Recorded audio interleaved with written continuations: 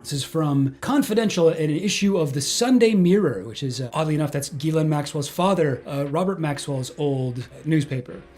How sweet. Trump's Bvlgari. You came across this, right? Like, I it's shared by lots of people have talked about it, but I believe it was originally you, PP, who found this. Yeah.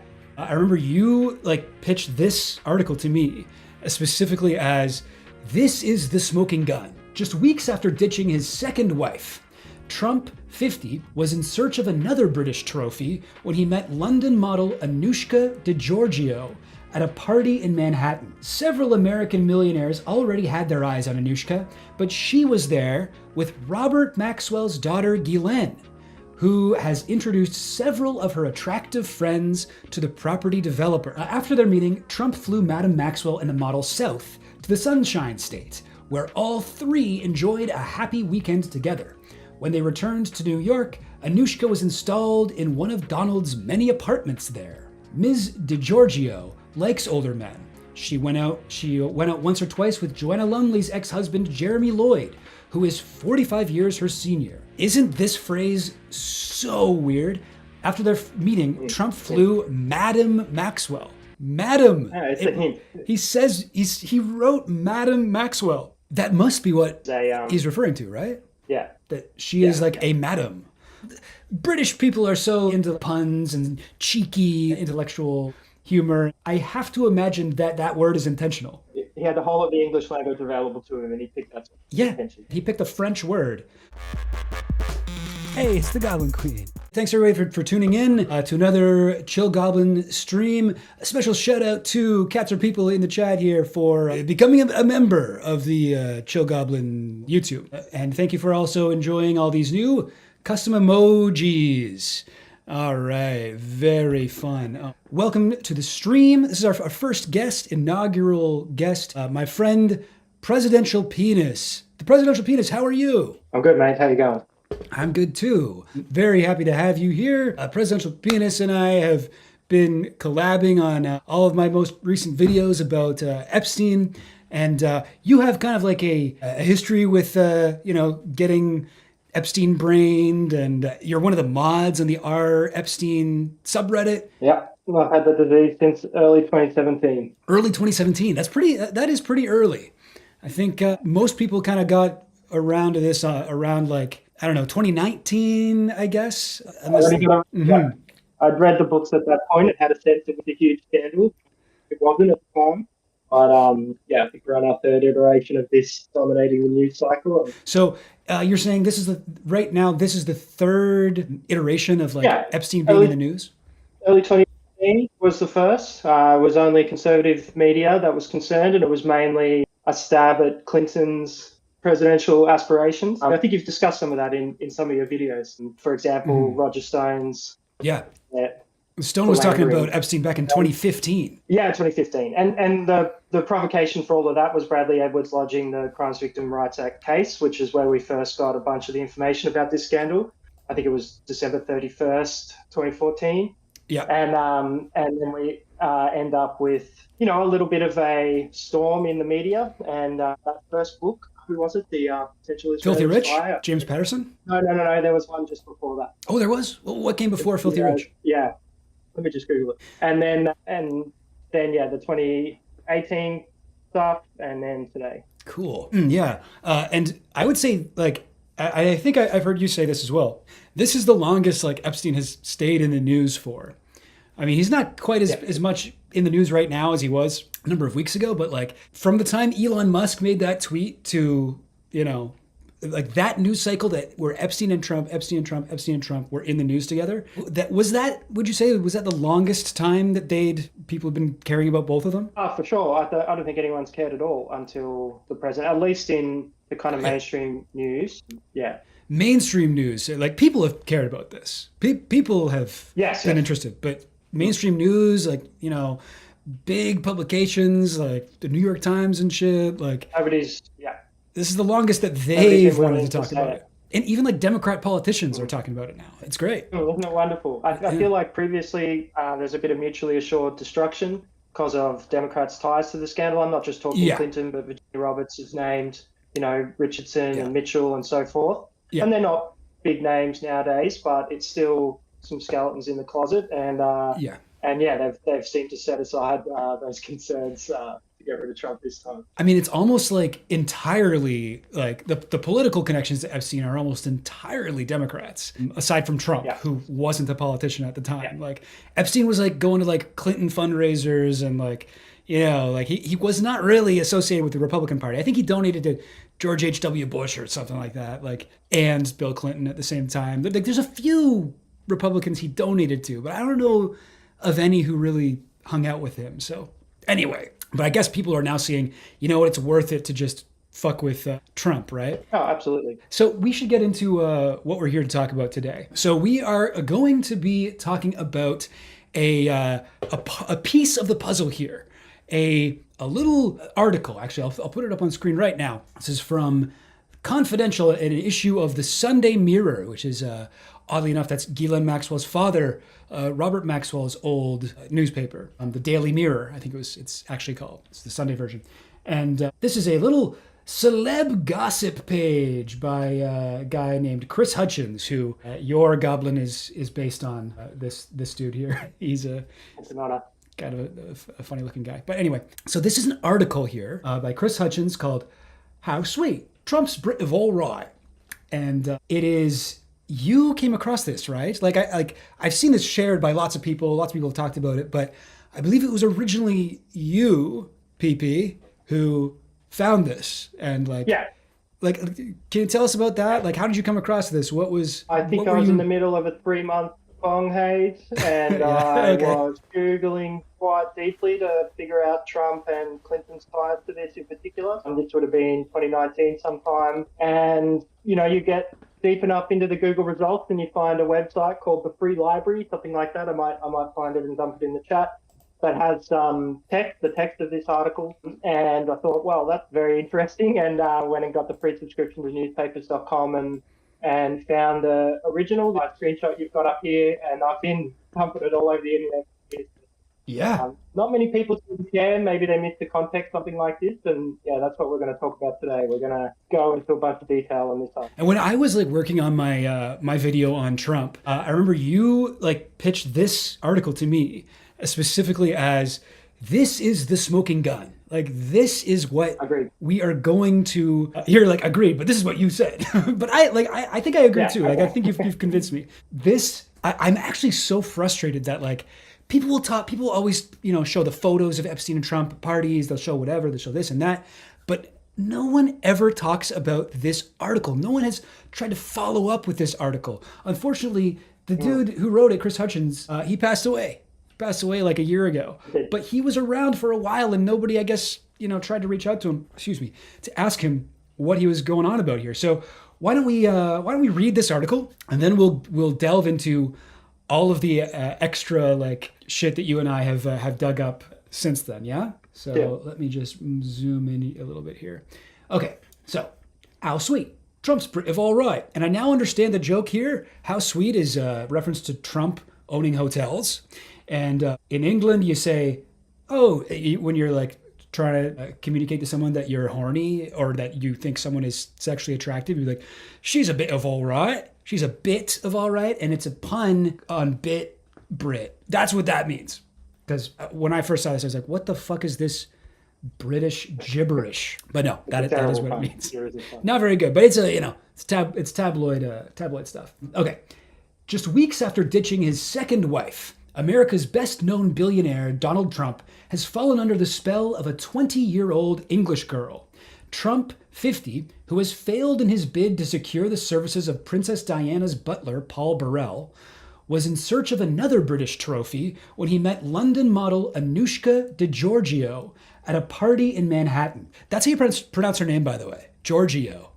Did you know that? I've never been sure, no. I've always been saying Georgiou, but I've heard her say it.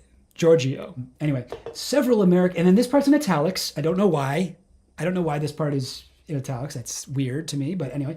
Several American millionaires already had their eyes on Anouska, but she was there with Robert Maxwell's daughter, Ghislaine, who has introduced several of her attractive friends to the property developer. Okay, just going to pause there for a second. What the hell? Like, what? This is something that would have been great to get like clarification on from Chris Hutchins, right?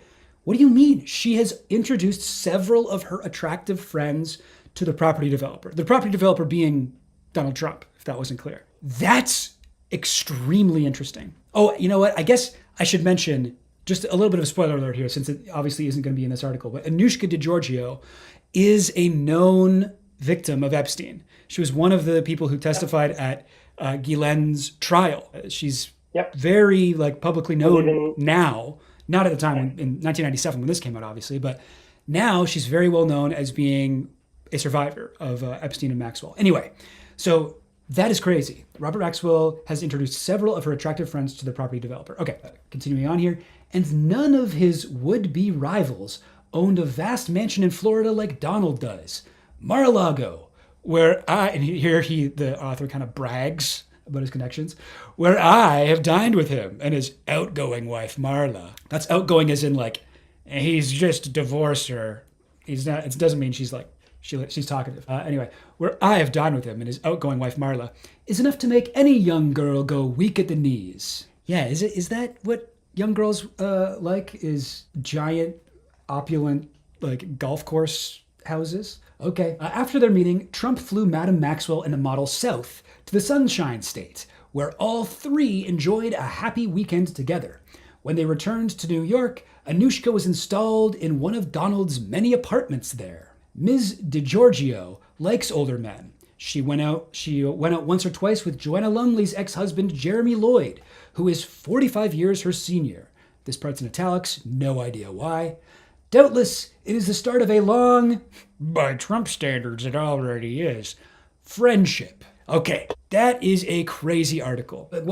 I know something about what it's like to be like combing through all this, like trying to get some stuff on Epstein or whatever, but I've never come across anything like this. But I know that it's a great feeling when you can finally find something useful. There's sifting through the bullshit. Like, what was going through your mind when you found this? Like, you must have been losing your mind. Yeah, I think I was reeling a bit. I think I went for a walk to try and make sense of it all, and then immediately posted it for the Reddit. At the time, the Reddit was pretty small, and only people who were really interested in the case. So you'd get good discussion there.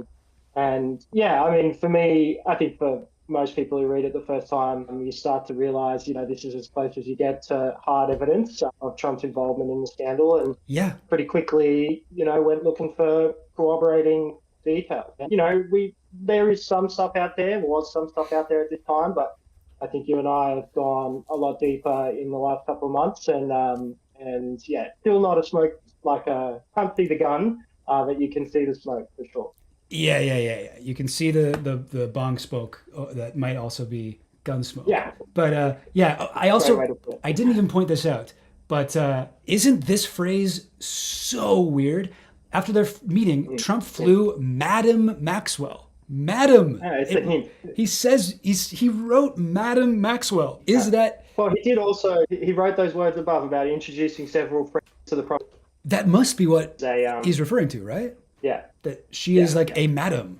Like, it's like, like that one gets me too, because it's just like, this like British people are so like into like puns and cheeky, like, kind of intellectual, whatever, humor and stuff like that. I have to imagine that word is intentional. Yep. Trump flew Madam Maxwell and the model south to the Sunshine State. Okay. So for a long time, like this was... Sorry? He had the whole of the English language available to him, and he picked that. That's definitely intention. He had the whole of the English language available to him, and he picked a French word. So there must be something going on here. Yeah. No. So this, I will say, is sus. So we have been delving into this article as much as possible, and that is what we're here to speak to you all about today. Let's start with this article here from, this is a Daily Mail article, a surprisingly comprehensive look at Anouska de Georgiou's life from, when was this published? 2019? Yeah. Anouska de Georgiou went to Kate Middleton School and entered a glittering social world, but she's still haunted by her encounter with Prince Andrew's depraved pal. So it goes into... So one thing that makes Anouska different is that from a lot of survivors of Epstein is that she comes from wealth. Her father is an Italian multi-millionaire. I don't know. I forget what he does. Some money thing. I don't know. One of those guys who just makes a ton of money by like moving around money, I think. Yeah. But in this article, so we're specifically looking for things to link Trump, Anouska, and Ghislaine Maxwell or Epstein. And here is a paragraph. Here, two paragraphs in this article, and it actually mentions the Brit article here. Is this maybe where you first heard about it? Like you where it says an article published in 1997? Yeah, I'd already found it at this point because this is like late 2019. Oh, so maybe they got it from not you. So then. interested. I like to think that, but you can never be sure. I mean, it's a Daily Mirror. They probably have access to Daily Mirror shit that we don't have. But so they also use academic databases to search all kinds of different newspaper archives simultaneously and so on. So it's all at their fingertips, and they would have found this pretty quickly. Yeah. All right. Well, here's something interesting because it mentions the Bvlgari article, but then it kind of goes into what Anouska has said in later years about Trump. In later years, Anouska appears to have played down her meeting with Trump. In a 2004 interview, she said, "I met Donald Trump in New York at a Bvlgari party. We chatted, and I was genuinely flattered. Trump's lawyers maintain he was unaware of any wrongdoing by Epstein, and the president has said he was not a fan of Jeffrey Epstein. Anouska has spoken about Trump in favorable terms. The last time in a 2008 interview with OK magazine, when she said, 'We're friends now, and I attended his wedding. He's adorable. He's been so kind to me. He's such a generous, spirited person.' That certainly does seem like she's spoken about him in, positive terms, which that doesn't necessarily mean that, Trump didn't do anything or like Trump is innocent or whatever, but it certainly is, I don't know. I guess I would just say like unusual. I wouldn't expect her to speak about Trump in this way if she had been sexually trafficked to him like we were theorizing that she had. But I mean, it's not really proof either way, I suppose. But this was interesting though. That she met him at a Bvlgari party in New York. That's information at least. Now, I want to start building a timeline for you guys because we've sort of tried to break down this meeting with Trump. This article, by the way, is from 1997, November, I think, when was it? 23rd, 1997. So we know that they're talking about sometime around 1997. At the beginning of the article, it says, just weeks after ditching his second wife. Well, and yes, totally, Samuel TV. Stockholm Syndrome is a real thing. So when did Donna and his second wife, Marla Maples, separate? Well, here's an article from May 3rd, 1997 that talks about their separation. So this is an article about it, May 3rd. Presumably they would have separated a little bit earlier than that, maybe sometime in April.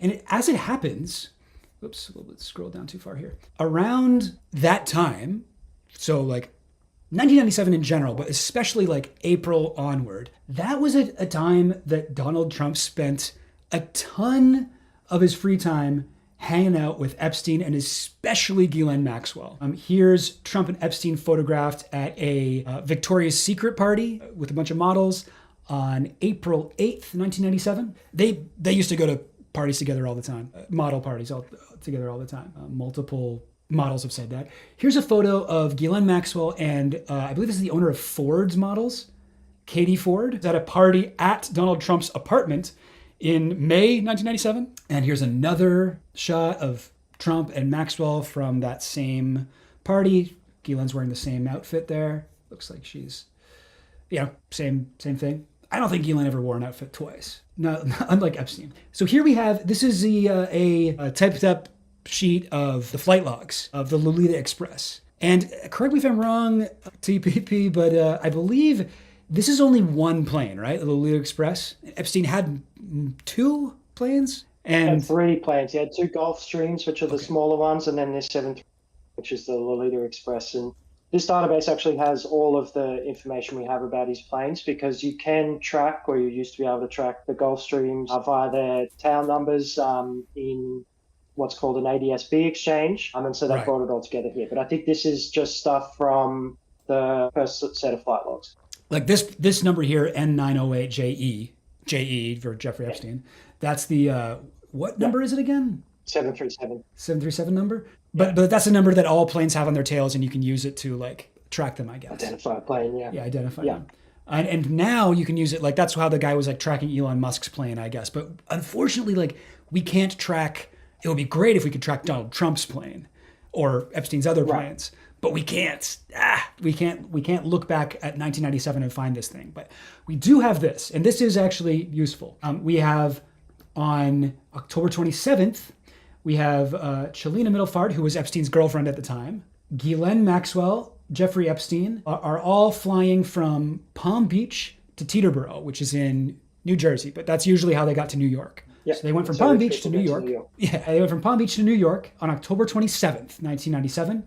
And then we have these photos on October 29th of Maxwell and Trump at the Ford Models 50th anniversary party in Soho. So there's Donald Trump and Ghislaine Maxwell, and one of the models, I suppose. And here's another photo of them from that same night. You can see down here, October 29th, 1997. They're out. Trump's like grabbing his belt buckle, like some, I don't know, cowboy or something. And so we know that it looks as though Ghislaine went to New York to attend this party with Trump, or just like hang out with Trump.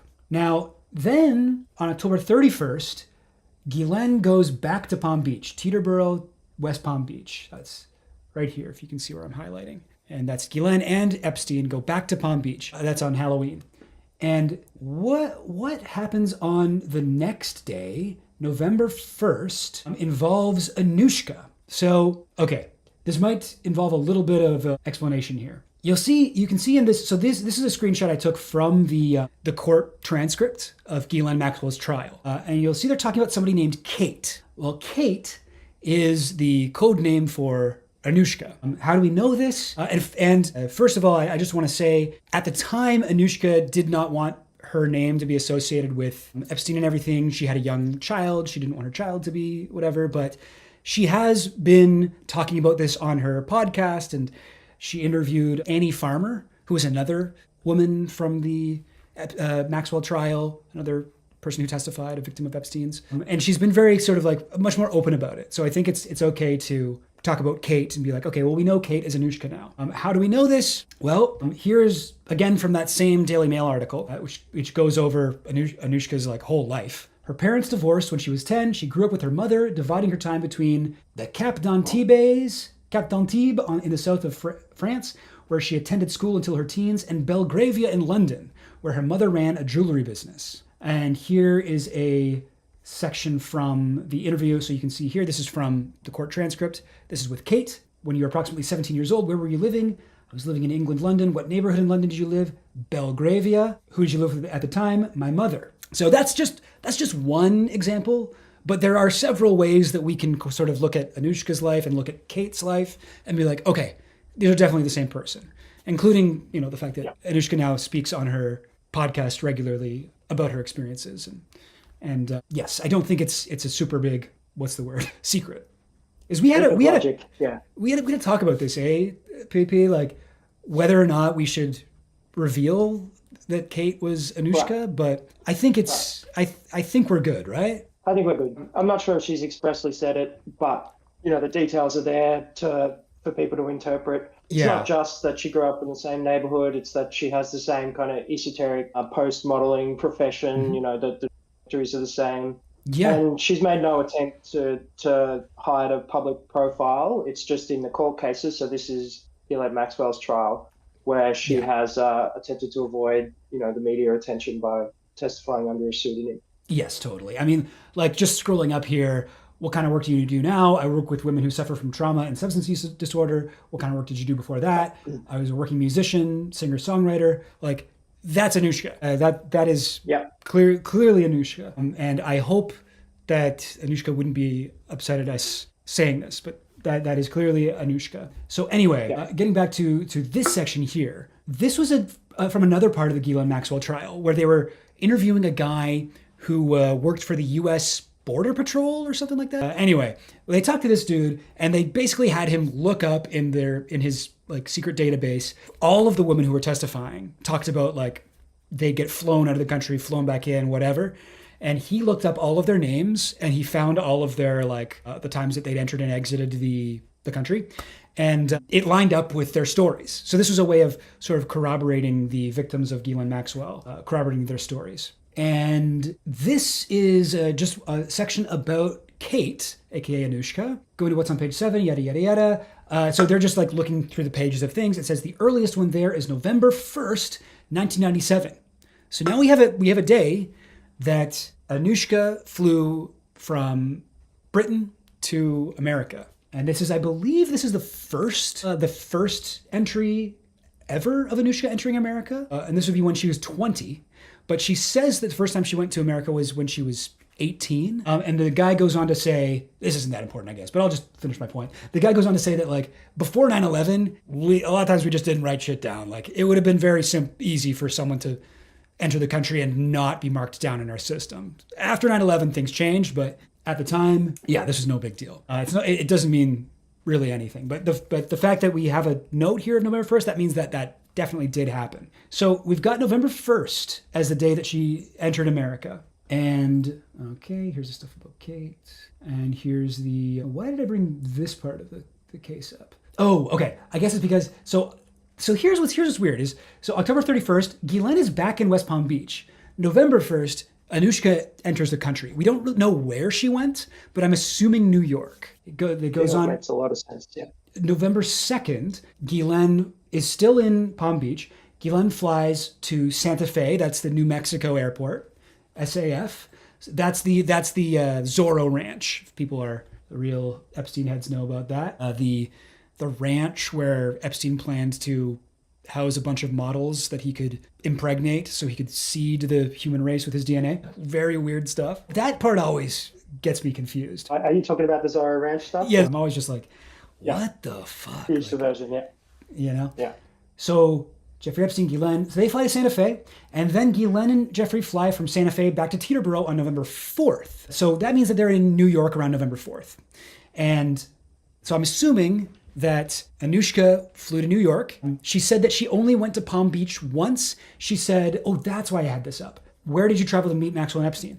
Palm Beach, New York, and the island. And she only went to Palm Beach once. And there's a big, long story about her one experience going to Palm Beach to meet with Maxwell Epstein. But that does not appear to be this time. But she traveled to New York and to the island. Obviously, the island isn't involved here, but she never traveled to the ranch, she says. So I believe that this shows us that Anouska was just in New York for a few days by herself or like hanging out with friends or whatever.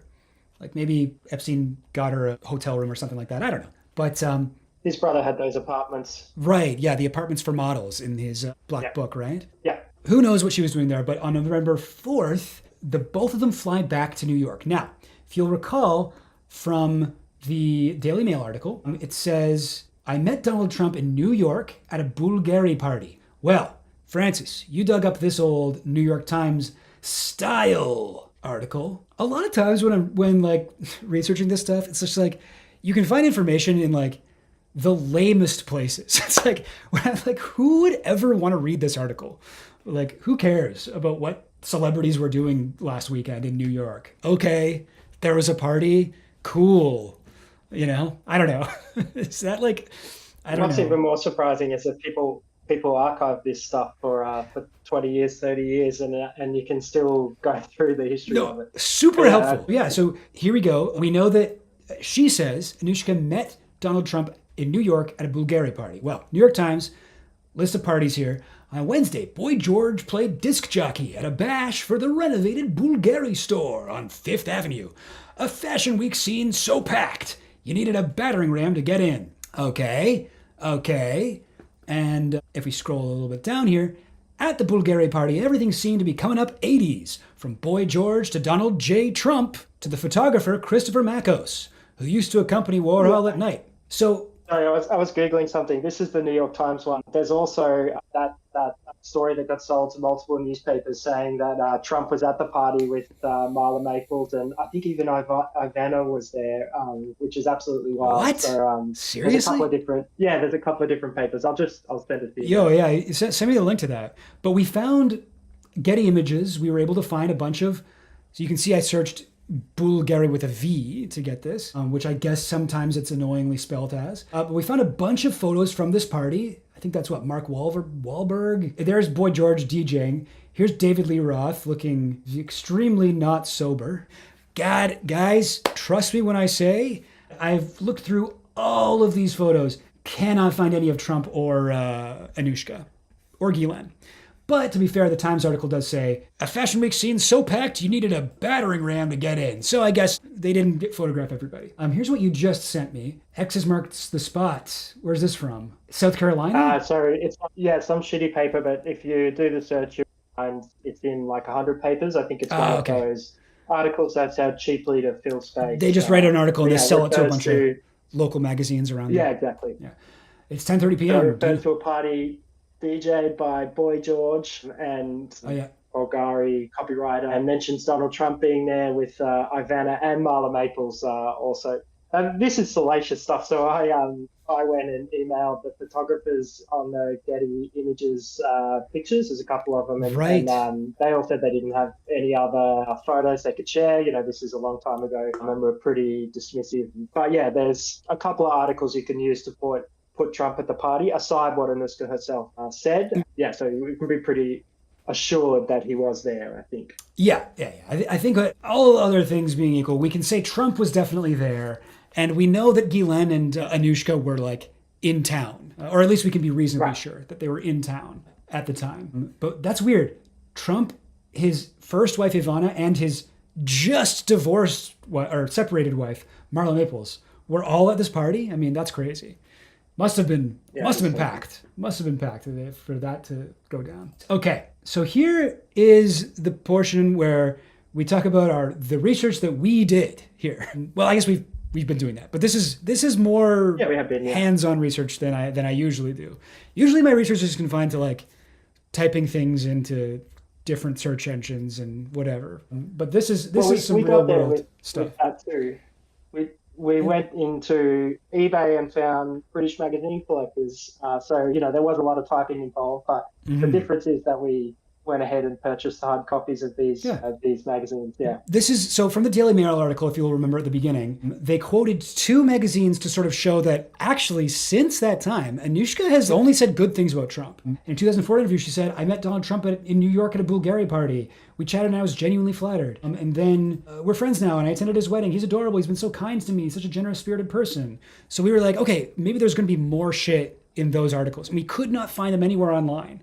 So the presidential penis was able to find these two magazines on eBay. So we each bought one. And this is the one we got, the OK magazine from 2004, was it? 2008. Yeah, 2008. Here it is, Anouska de Georgiou. It's not often that you get to be naked with Jude Law. But she did a film in 2004 with Jude Law there. Yes. Alfie as well. The Alfie. She was in the movie Alfie. So where does it say? Oh, and also in the like subheading, the singer and actress on Stripping Off, dating Donald and loving Lee. So they mentioned Donald Trump in the article, but this is it.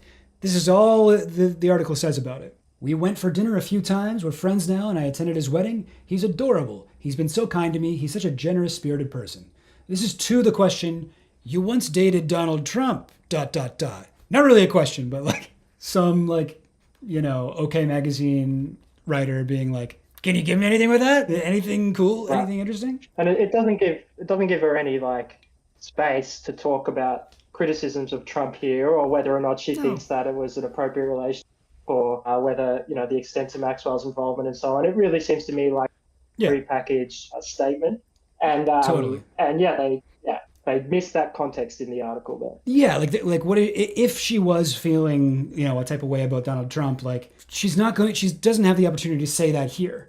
And I'll also point out they did cut out the first part of the sentence. We went for dinner a few times, which implies like not only did we or I guess it's not like we met once or whatever. Just no, we went out. We were going out. Yep. We had a few dates. We dated. And, but yeah, I think it's interesting that in the Daily Mail article, it's sort of like, she's only said good things about him. Well, this was in 2008. Like, this was before even Roger Stone was on Epstein shit, and nobody knew about Anouska's connection at this point.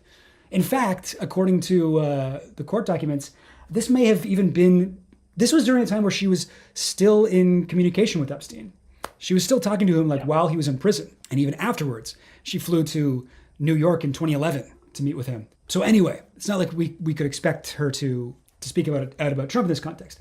But I think also now's the time to mention that when Anouska talks about her history with Epstein, she talks about like an evolution of understanding what happened to her. So she wasn't really aware that, it was trafficking, it was abuse, etc. in the early days. She was a young woman in a wild world. Mm-hmm. And then she talks about, by the time the CRVA case comes up in 2015, which is what she was involved with that case. So she's been involved in the litigation from the very early days. Yeah. She was coming to understand what had happened to her in a kind of new light. So even whatever she says now is not like her full evolved understanding of what happened to her there. Even though they didn't give her room and all that kind of thing. Totally. Yeah, we can't expect her to even say what she would say today in this particular article. Totally. Now, the other magazine we got, which I actually have with me right here, I'll just show you guys. I got this Night and Day magazine issue. On the couch, why society girl Anouska de Georgiou can't stop taking her clothes off. And this is like one of the more uncomfortable articles I've read. When was this, from 2004? Yeah, I guess this was... Oh, wow, I take back my previous statement. Okay, 2004. I think so, right? Wait, what statement do you take back? That she wasn't aware of, she would say something different today to what she would say in 2008, but we'll get into that. Right. Yeah. Well, we'll get into this. I just want to sort of like show you guys like this article is what it's about, like what the text of the article and the photos of the article and like the tone of the article. It's so, I don't know, maybe this is like a 2000s thing or something, but it's just so bizarre to me.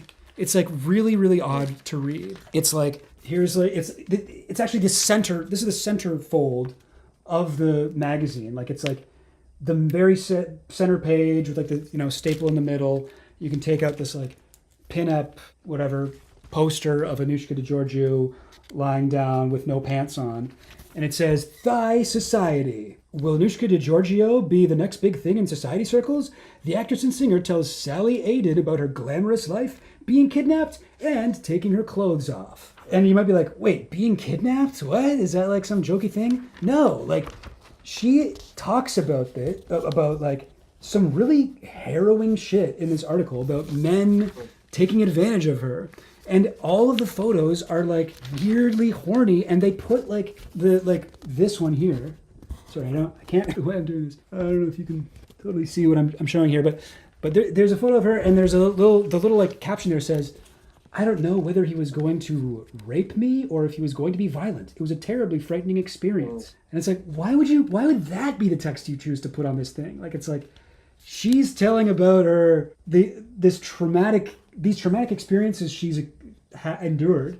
And they're like, oh, that's perfect. Put that text over her, like, looking sexy or whatever. It's so weird. Anyway, I won't get into all of it, but let's just jump to the part about Donald Trump, which I have some clips of here. So this whole little section here is interesting. As a child, I would watch my mother, who was and still is a very beautiful woman, and I would see the attention she'd get. I would think to myself, I want that.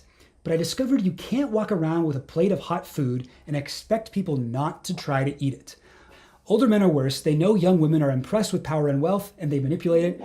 So this is where the Daily Mail started quoting, I met Donald Trump in New York at a Bvlgari party. We chatted, and I was genuinely flattered.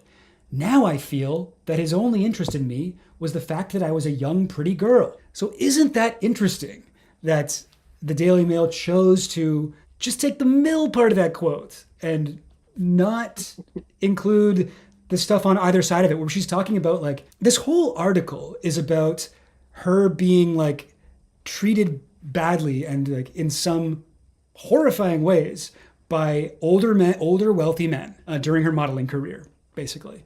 And the part about Donald Trump is not at all as nice sounding as the Daily Mail makes it seem.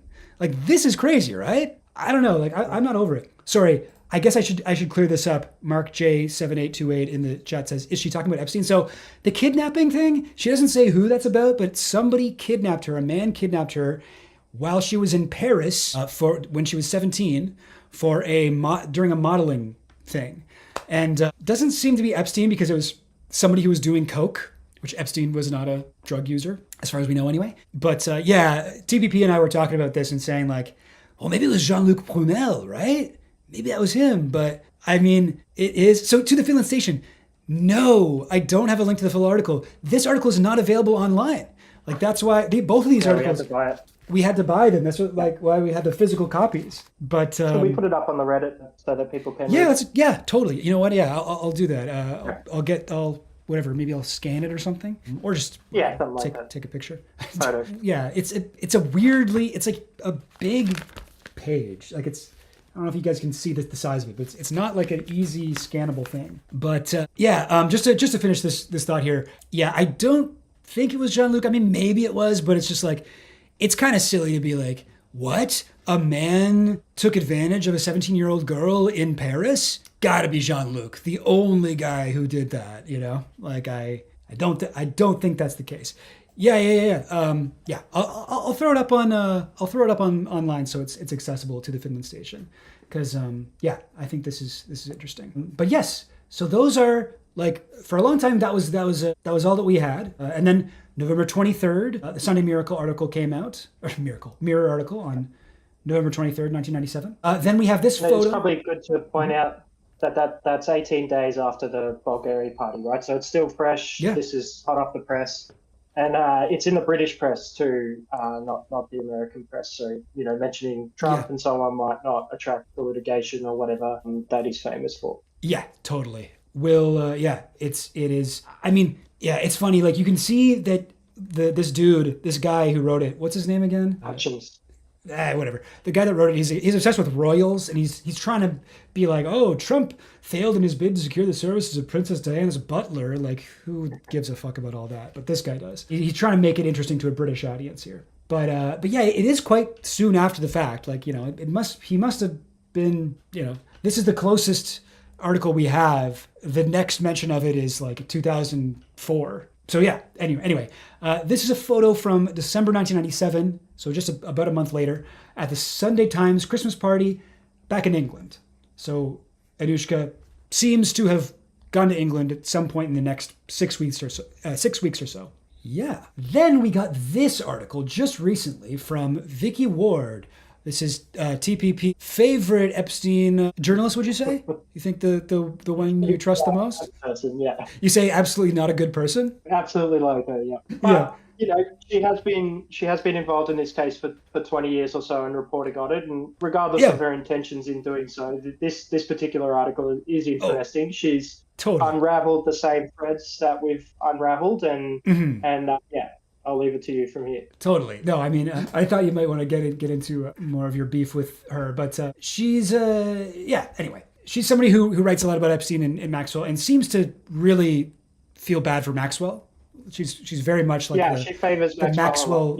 Maxwell was a victim type narrative. Yeah. She wrote the original 2003 Vanity Fair piece that failed to mention Maria Farmer and Farmer's allegations about Epstein. That potentially she also relayed those allegations to Epstein, thereby narking on those survivors. She also wrote a piece in 2015 where she described herself as Maxwell's friend. They've been photographed at parties together and so forth too. And I believe the line from that article was like, and Maxwell, I like her, or something like that. It's like, I like her. Exactly, okay, I admit it. Yeah. It was just like, what? Excuse me? Yeah. But I think it's like, I like her. A lot of people do, or something like that. Yeah, it's brutal, yeah. And then when you follow the thread, so that, one of Maxwell's defenses in the media is that she was vulnerable after her father's death, and Epstein came in and abused that trust and so forth. And my opinion is that really doesn't fit her actions here. She groomed and trafficked girls for a couple of decades. Yeah. And so she's the kind of vulnerable and honourable stick originates with Ward too. So yeah, she's not really a trustworthy source. What she says doesn't align with what survivors say and that kind of thing. So take all of this with a grain of salt. too, because the Totally. yeah, Yeah. I put her way down on the tier list of trustworthy sources on Epstein, but she has yeah, broken a lot of interesting things, which is she has. troubling in a way, but also it's just like, okay, well, she's useful to whatever people who are researching this. Yeah. Anyway, could get more into that. Maybe we will another time. But let's read. This is an article from a couple months ago, June 6th, 2025. Excuse me.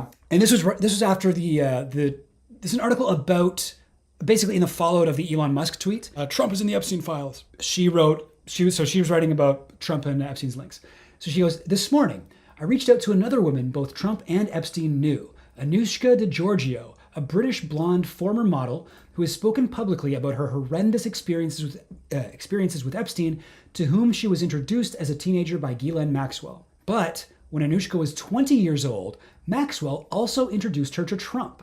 The three of them reportedly spent a whirlwind weekend in Palm Beach, during which time I remember being told by my British New York friends that Anouska was offered a large ring by Trump. He was single at the time. So that's new. Her British New York friends told her that Trump offered her a large ring? That's okay.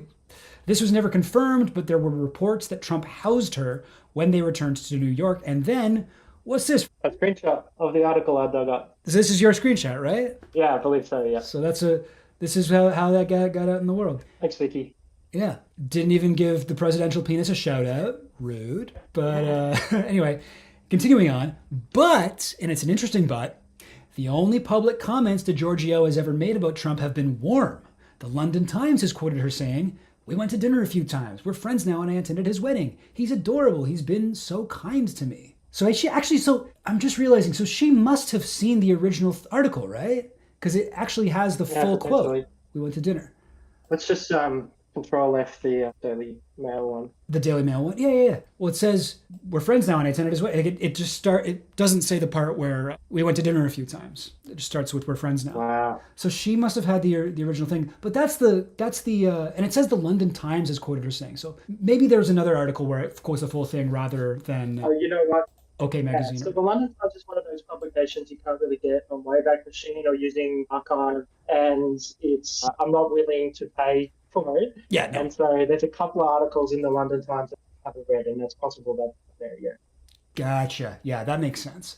Okay, but it's weird though, because it's like the only public comments de Georgiou has ever made about Trump have been warm. That's not true, as we've just seen. Like I met Trump at a Bvlgari party in New York, blah, blah, blah, and I was genuinely flattered. And now I just realized he was another older man trying to impress me with his wealth, blah, blah, blah. Like, that's not really a warm comment, but I'm going to just assume that, what's it called? I'm going to assume Vicky Ward hasn't read that one. This morning, so this part is interesting. This morning, I reached out to de Georgiou and asked if she wanted to elaborate further given Musk's assertions. De Georgiou now runs the Kintsugi Foundation, a transitional residential facility in Los Angeles. That's for people suffering, trauma. She does like musical therapy with them and stuff. Anyway, she was friendly, but said she didn't want to talk about Trump at this time. I find those last three words so interesting. She didn't want to talk about Trump at this time, as if to imply that she one day will want to talk about Trump. Maybe not yet. I don't know. Hopefully. So there's one last piece of evidence that we can go into here. This is from Anouska de Georgiou's podcast, which I feel like I've brought up this podcast like every stream I've done at some point. It's a really interesting podcast. There's a lot of There's a lot of stuff in here. So this is Anouska de Georgiou interviewing. This is her.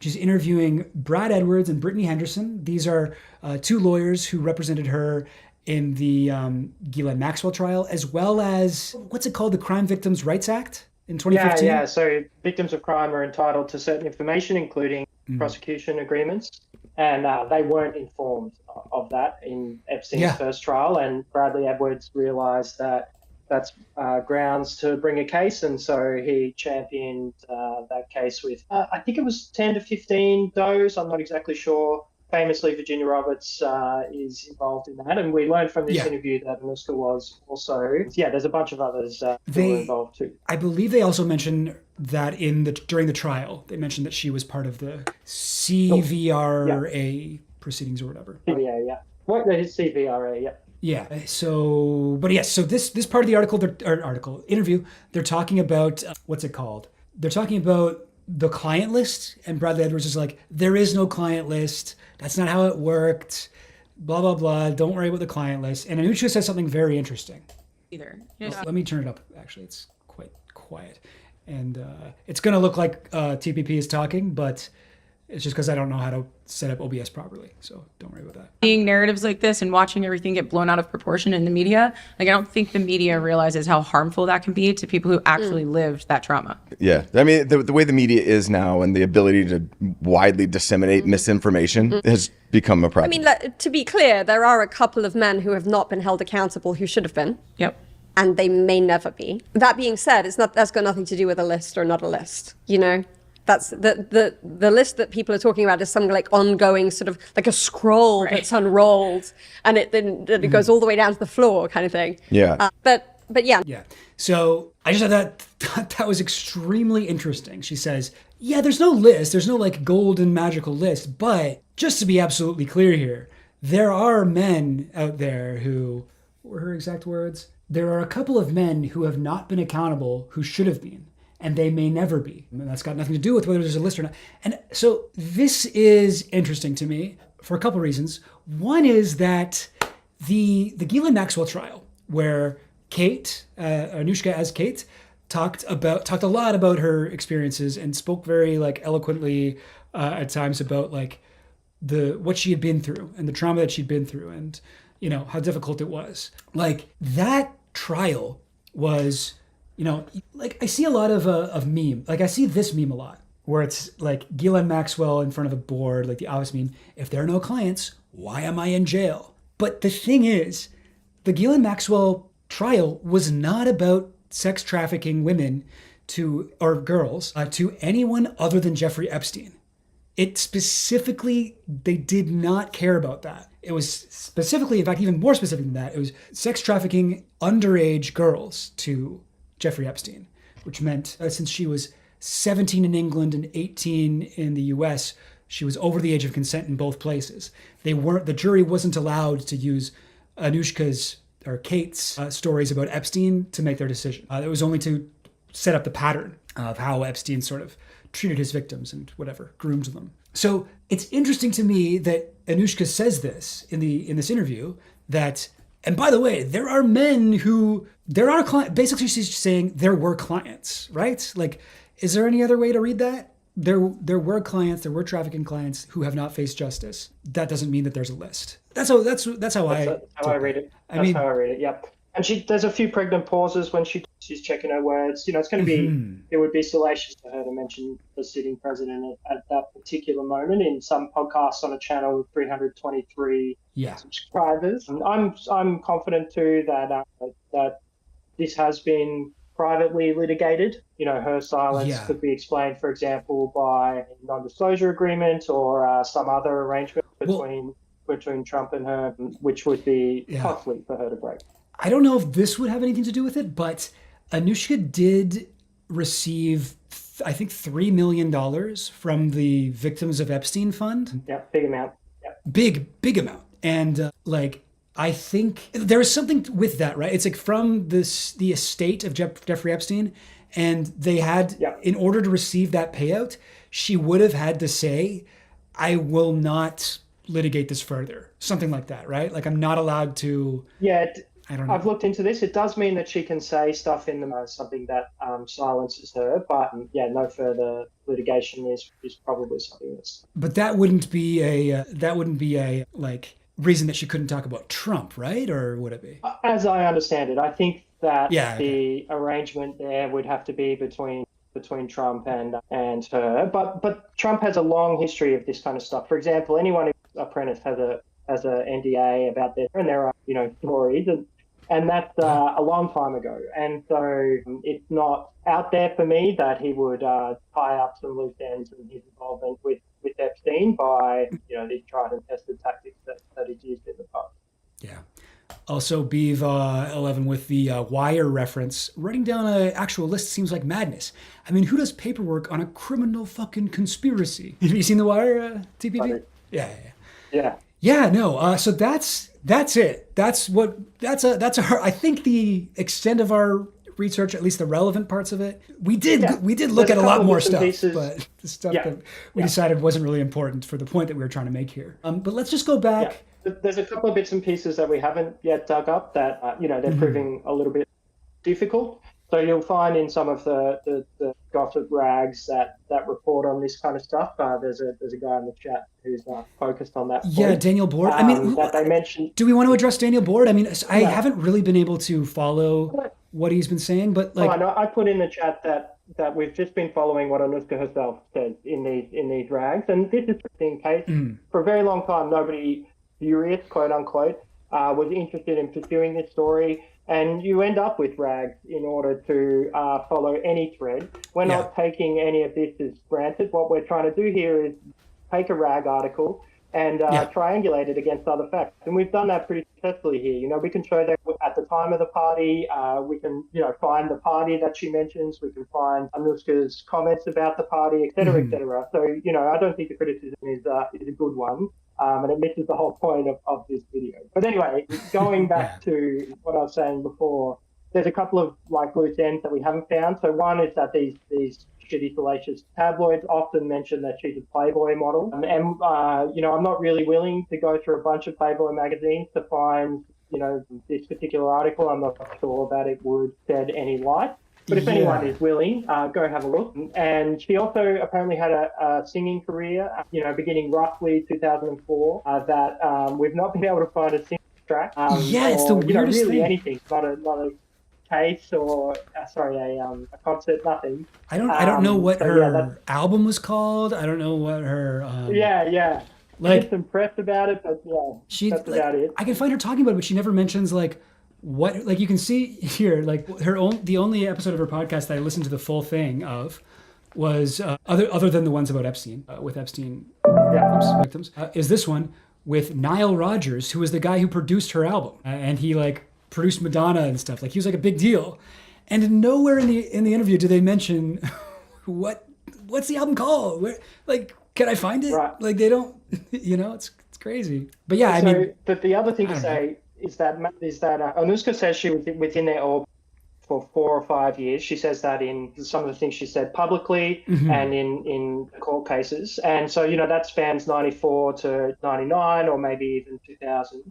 And in that time period, you can find, pictures or news articles or whatever of her, quote unquote, dating other wealthy old men. And there's also that earlier kidnapping / sexual assault that we discussed. And so there is also the possibility that Maxwell was, I don't know how to phrase this well, shopping her around, to quote the 97 rag, that to other people too. And they're threads that, you begin to pull on, but you quickly run out of rope. And so there's something more there that we can investigate. And there's one other final point, which is that, like I said, I've been dumping this all over the place for years. I'm banned from most of the right-wing subreddits, trying to ask questions about it, etc. One thing that often comes up is that she was 20 years old at the time of this article. It's right there in the second paragraph, I think. And so she wasn't a minor. And the whole thing about there's some stuff in Elaine's trial about that too, but one of the big myths about the Epstein case is that it was purely a pedophile ring or whatever. Right. When there are many adult women who are involved in this, who were trafficked around. Some of the names are escaping my memory at the moment, but it's all through the court document. And you can draw an arbitrary line. I think at Sarah 18, Ransom 15. wasn't. Sarah, she talked about that specifically in the 2017 case. And so, you can draw an arbitrary line at 18 and say it's immoral before and it's immoral afterwards if you want. But I think the immorality here is the coercion and the abuse of power. Yeah. And just because it doesn't mean that it's all okay and she's a consenting adult and mission accomplished. Yeah. That's not something that I'm willing to say. But I wonder if Daniel Board will bring that up. Yeah, totally. Great points. Maria Farmer was an adult too. I think that's right. Yeah. In the 90s. But I should mention this. There's a reason I showed all these photos of them hanging out, right? Going to modeling parties together. Ghislaine is hanging out with him a lot, right? And obviously, Ghislaine at the time is hanging out with Trump. She has a lot of young girls and girls who are just barely above, 18 in her circle that she could have been setting Trump up with. And in fact, after the Anouska de Georgiou thing, there is and I don't have this ready, so I'm just copying and pasting from another article. This is Trump at a Valentine's Day party. Elena. Oops. Yeah. With, you want to talk about this pic? How do I say her name? Because it's Middelfart in my head, but I'm sure that's incorrect. I mean, I like to say it the funniest way possible, which is Middelfart. Okay, Middelfart, sure.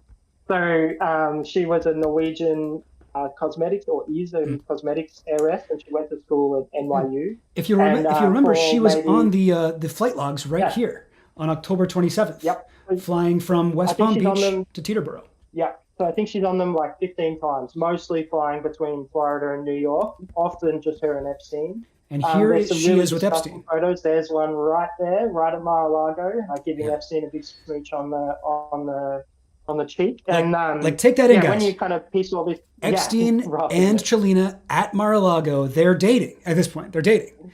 Then a few months later, this is after the Anouska thing. This is in February. This is Valentine's Day, 1998. So Trump the context for this photo is interesting too, because it's a string of photos with Trump and the family, and then she fits in neatly there. And so she's also photographed. So let's go back. She's for a couple of months there. Her and Epstein are tied up together, and you can kind of squint at it and perceive a consensual relationship going on. She's in her early 20s at this time. Yeah. And then a couple of months after that, she shows up with Trump a bunch. So, for example, there was a US Open. Maybe it was just a tennis tournament that she was with him at. There's the photos with the family where she appears in a couple, etc. And then apparently there's an article out there anyway that talks about the time that Trump met his present wife, and apparently this is on the Wikipedia page for Melania. Yeah, right. So apparently he was at the party with Chelina Middelfart and ditched her in order to pursue Melania. And so you can squint at it and see if they're in a consensual relationship with. Yeah, there we go. This is from the Wikipedia page for Melania Trump. In September 1998, Zampoli introduced Melania to the real estate mogul Donald Trump at a party.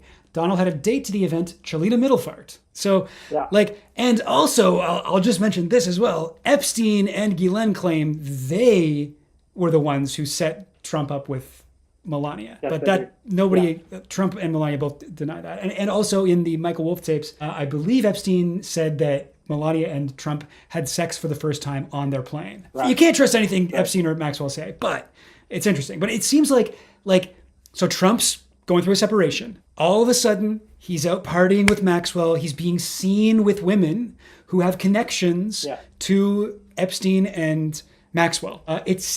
Plus we have this article that says Anouska wasn't the first person. Guillain has introduced several of her attractive friends to the property developer.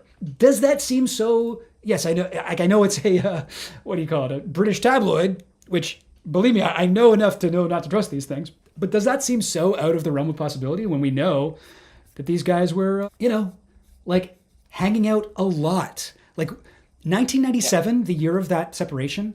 That's the year that we have the most documentary evidence, photos and whatever, of Trump, Maxwell, and Epstein hanging out.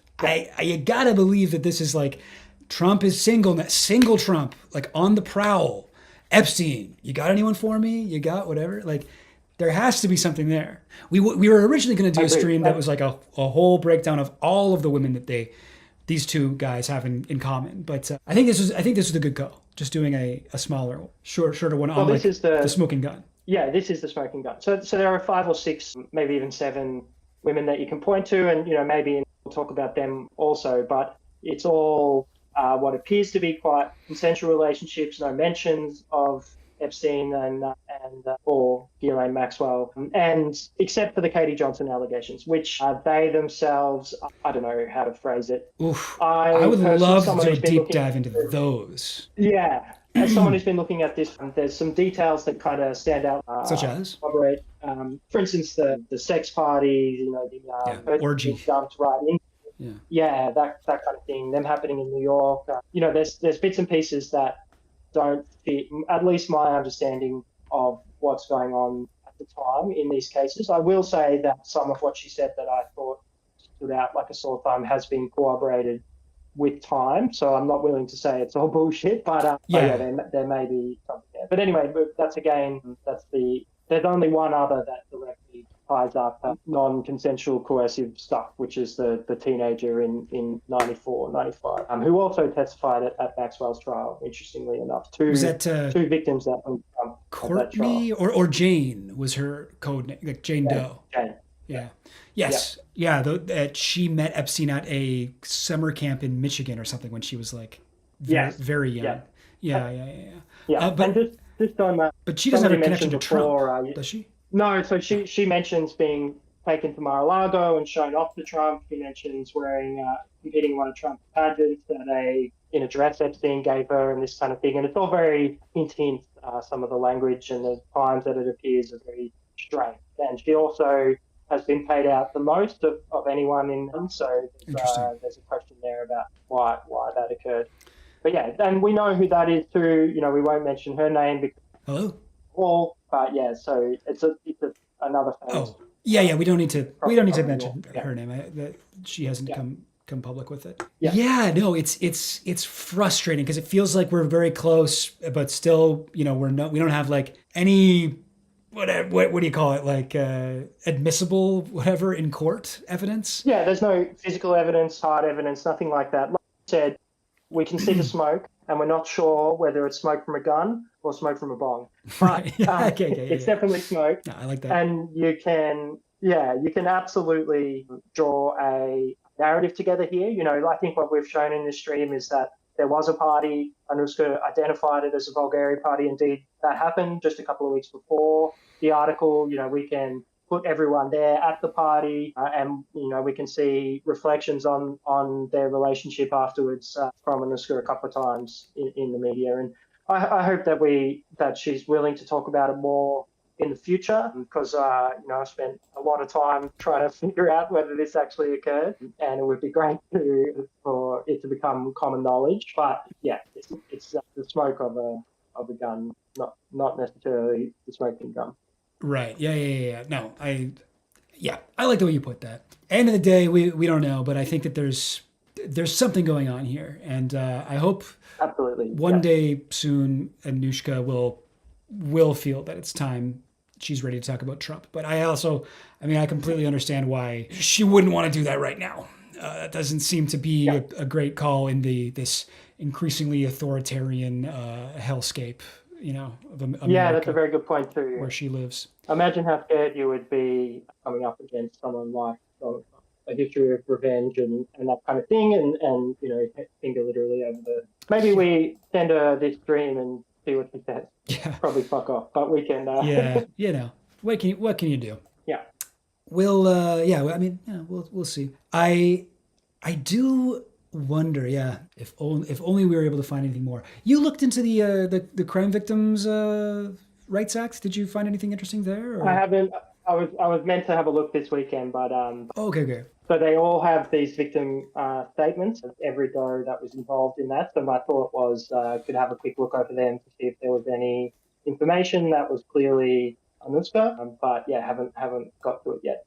So I don't expect there to be anything new in there. Maybe some small details, but if Trump's name was mentioned, we would definitely know about that.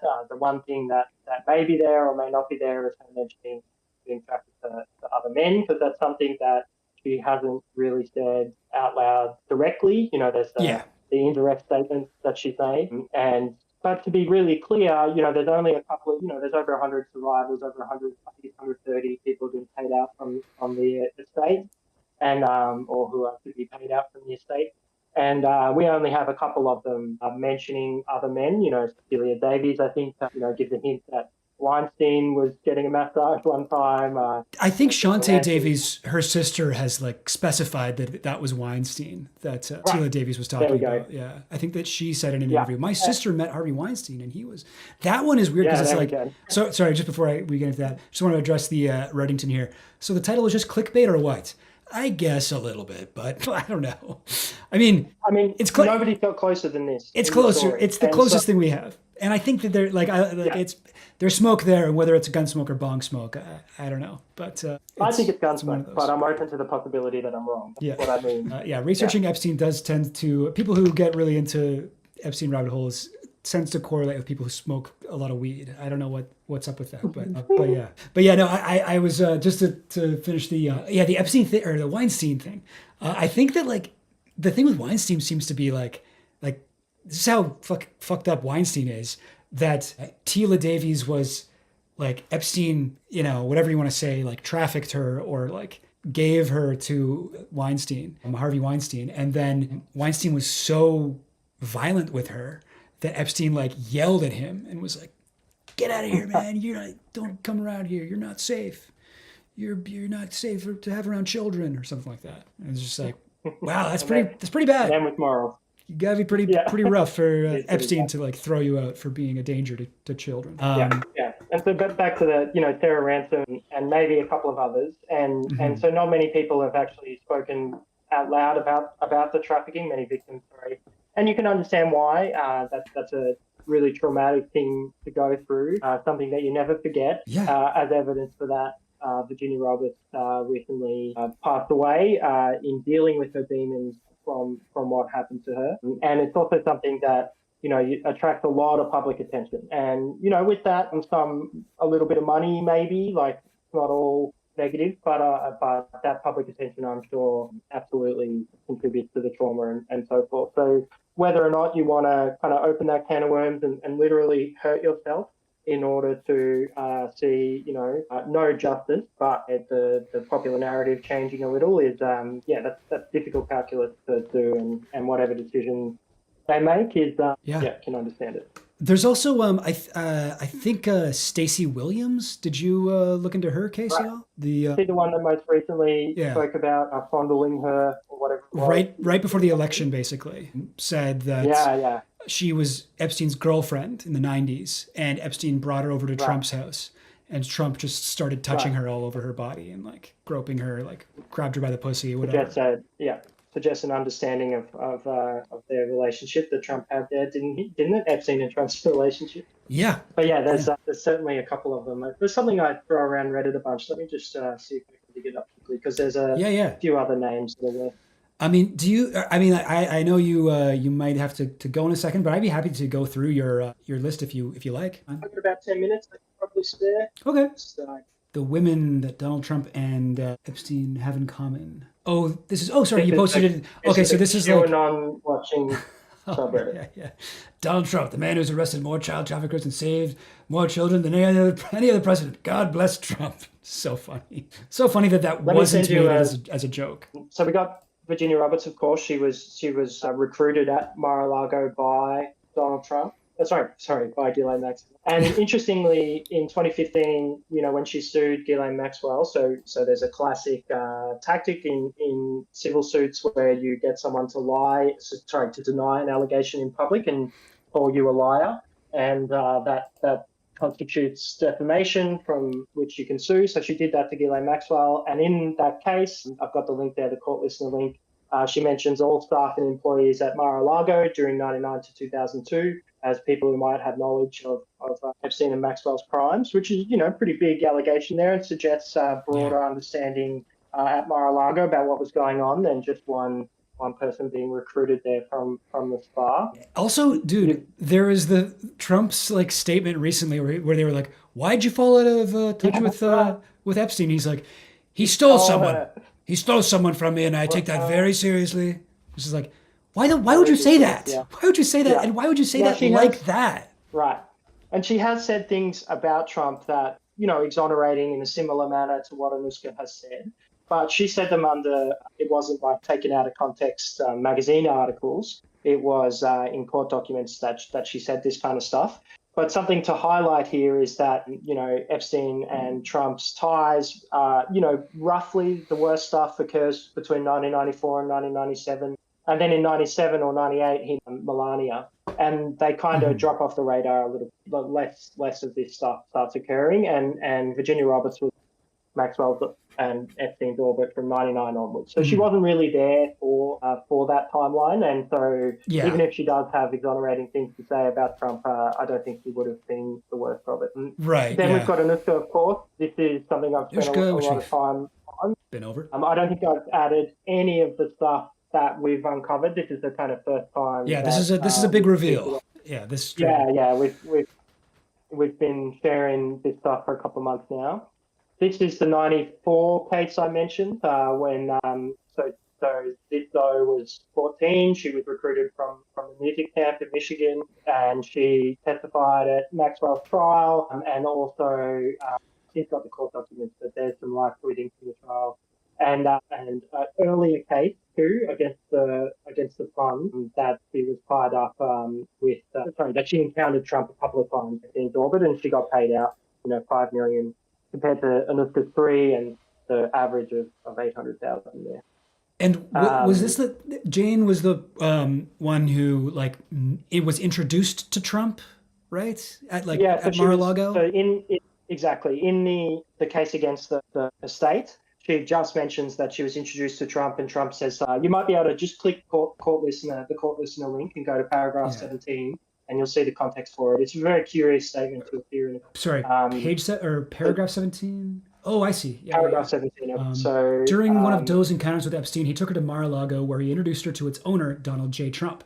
Introducing 14-year-old Jane Doe to Donald J. Trump, Epstein elbowed Trump playfully, asking him, referring to Doe, "This is a good one, right?" Trump smiled and nodded in agreement. They both chuckled, and Doe felt uncomfortable, but at the time was too young to understand why. Ugh. Yeah, it's gonna get gross. Yeah, this is a good one, right?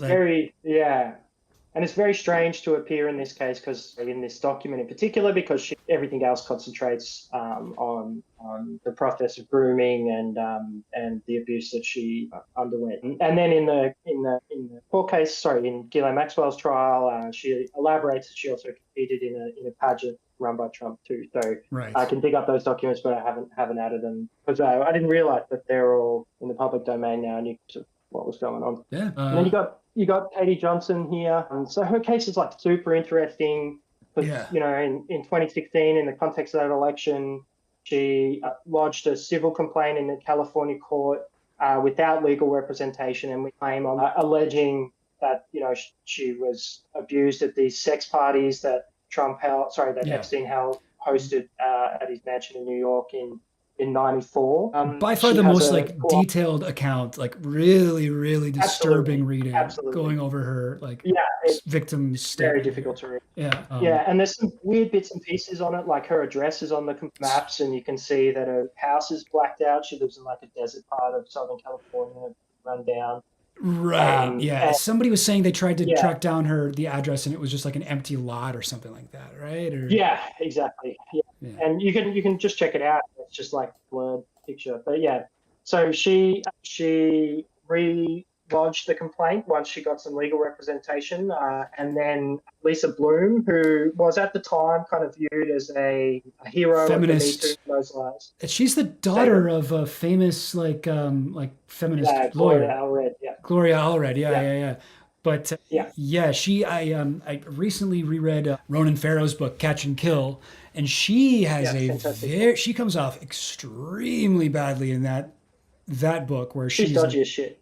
She talks to Ronan, and he's doing this investigation on Harvey Weinstein, and all of this shit is going on around him at the same time, where people are trying to fuck with him, and people might be trying to kill him and stuff, and he's got all these former Mossad members trying to fucking track him and threaten him and stuff. Black Cube is the name of this organization, and he's talking to it's so insane, it's so nuts, and he's talking to Lisa Bloom, who he thinks is on his side, and then it turns out that the whole time she's talking to him, she's emailing Harvey Weinstein and keeping him up to date in all this shit, and such a betrayal.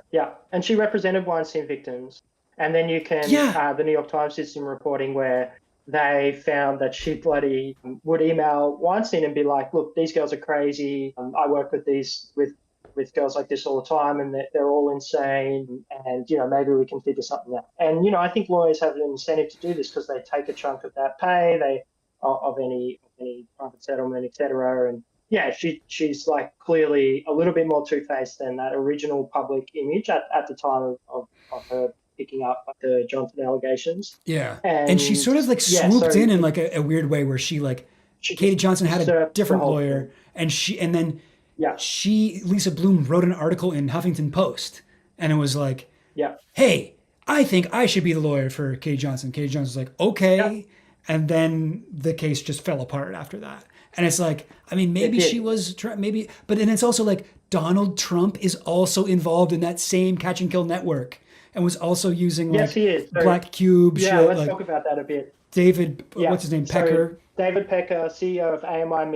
This is some real fucking, this Fire sounds really like tinfoil hat, but guys, like But it's true. this is actually like verified, like this is not insane stuff here. I know it sounds wild. Let's do a but, Katie like, Johnson stream. let's totally do one. I'm something to so talk down about for there. that. Yeah. I'd be down to do a big um, dive like we did with Anouska into Katie Johnson stuff because Into this Johnson, this yeah. story was never properly told, in my opinion. No, it wasn't. Yeah, yeah. So the Stormy Daniels and Sorry, we're saying Stormy Daniels and Katie McDougal catch and kill operation. Those two catch and kill operations happened in the context of the 2020 election, and we never really heard about stuff to the election campaign. It's kind of cutting in and out. Sorry, man.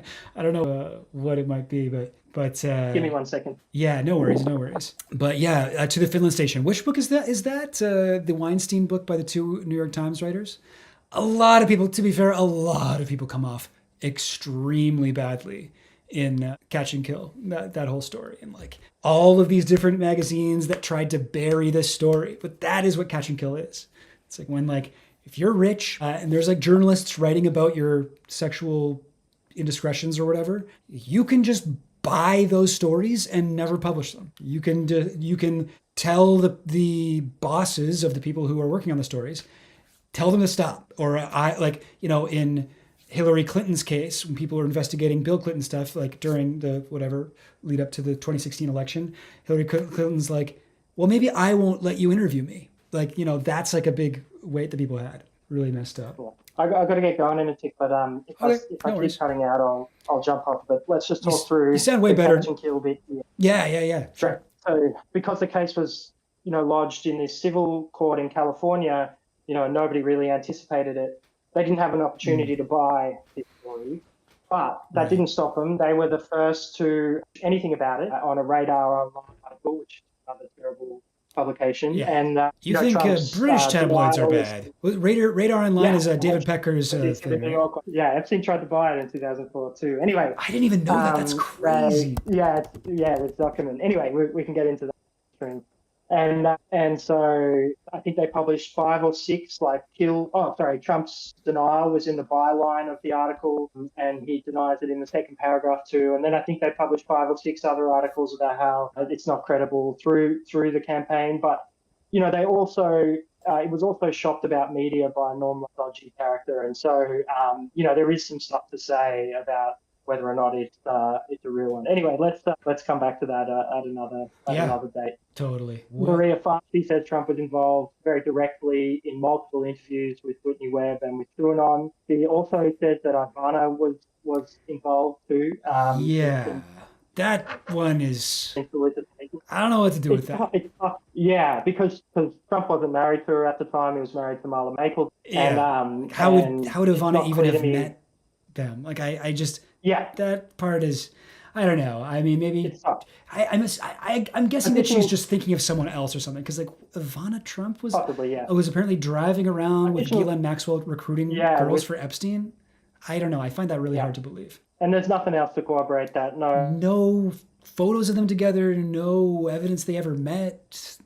I mean, I guess apparently Ivana was at that Bvlgari party, so maybe. But I mean, I don't know. That one's a little out there, but I don't know. She definitely talks about Trump like being a real perv. Oh, I think I may have lost TPP here. Did I lose you? Well, maybe it's time for the presidential penis to bid us a farewell. I always love talking to the presidential penis. He's done so much work in this area.